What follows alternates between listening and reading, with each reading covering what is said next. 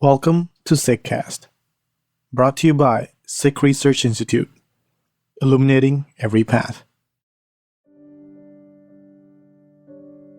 Waheguru Ji Ka Khalsa, Waheguru Ji Ki Fateh. My name is Jasleen Kaur, and I'm a trance creator on the Granth Sahib project. We're excited to announce the next release of Sheikh Farid Ji's Saloks. So this time we have Saloks 37 through 65. And as I talked about in the last release, these are recorded without a rag or musical mode. And the structure and function of the Salok is, it's usually like a couplet. Sometimes there's exceptions to that, that offers words of praise. It's important to remember that Sheikh Farid Ji is a 12th to 13th century Punjabi Sufi poet, so he's a Muslim and he's also a Sheikh, which is a title that gives him spiritual power, authority, legitimacy, and societal power and legitimacy. So he's speaking from that kind of register, reflecting a lot on kind of the place he occupies in society, speaking from this position of high status, reflecting on his own spiritual journey, and offering us some avenues into that same kind of reflection. These saloks, as in previous releases, often comment on that kind of reminder of what we ought to be spending our time and effort doing in this life. So an emphasis on praising Ikon God, remembering Ikon God, sort of existing in that deep, deep love for Ikon God, and abandoning our vices, whether that's pride, ego, forgetfulness, anger, etc., etc. And he also urges us out of pretense and into genuineness in that relationship. So he has a few saloks here in this release that talk quite a bit about having a sense of discernment and not allowing for the kind of external perception of religiosity to allow us to skirt around actually being quote unquote religious or being virtuous.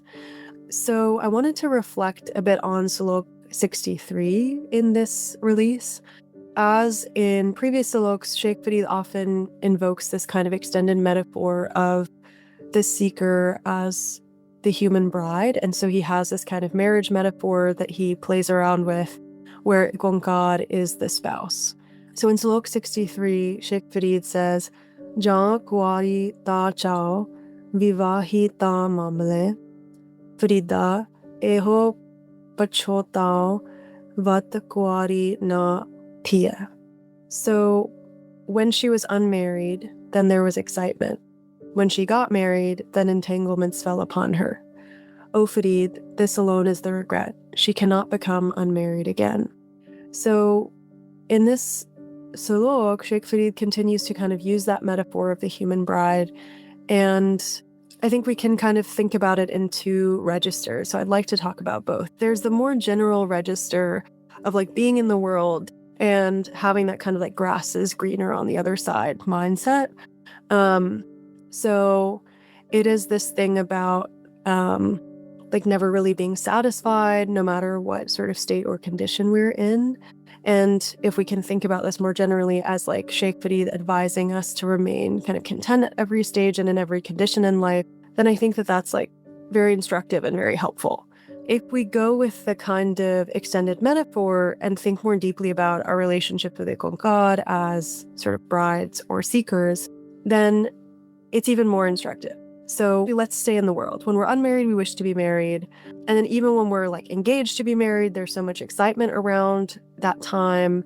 There's celebration and anticipation of that kind of eventual union.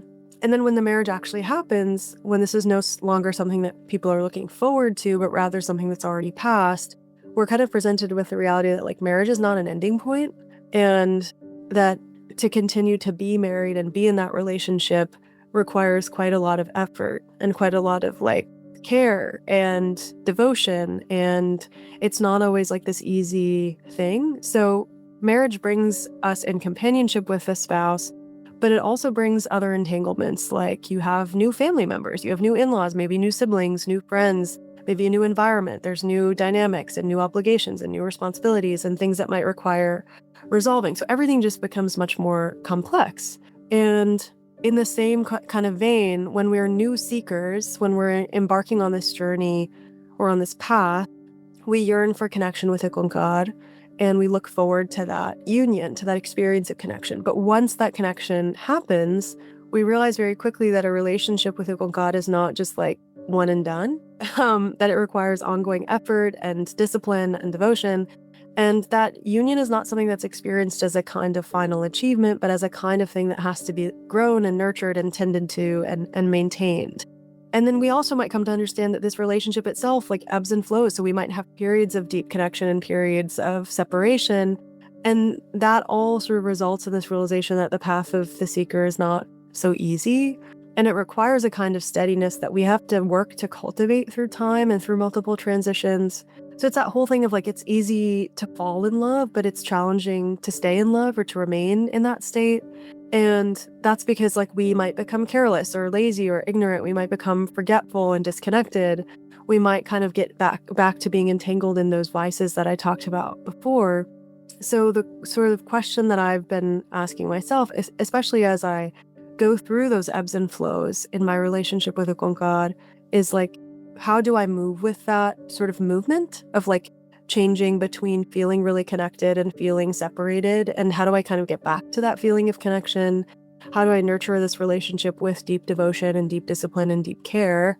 And how do I kind of have the compassion for myself that is necessary to understand what I need at any given moment in this relationship with Ikonkar, such that like I don't come to regret this thing of not being able to be unmarried again, of like, yeah, wishing that I never started walking this path in the first place, right? So I'm kind of having a lot of those thoughts in my personal journey of like, how am I moving with this thing? How can I find steadiness?